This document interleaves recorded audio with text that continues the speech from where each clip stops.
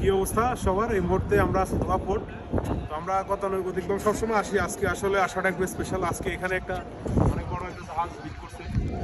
Basically এটা একটা cruise sheep আর কি। তো এখানে শিপ নর্মালি আসে মাঝে মধ্যে। এর আগে 2022 সালে খেলার সময়, ওয়ার্ল্ড কাপের সময় আসছিল আর কি। তো আজকে আর একটা শিপ আসছে, এটা মেবি এখানে 18 তারিখে একটা খেলা আছে রিয়াল মাদ্রিদ কোন একটা, এখনো ডিক্লেয়ার হয় না, আই ডোন্ট নো আমি জানি না আর কি। তো ওই ওই ম্যাচটা উপলক্ষে মেবি আসছে আর কি।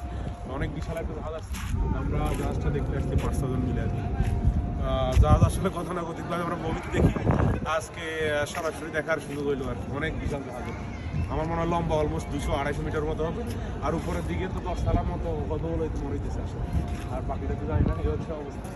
আমি তো একটা জাহাজটা দেখান, একটু দূরে দেখেন জাহাজটা, জাহাজটা একটু দেখেন। আর আমাদের আরেকবার আনি।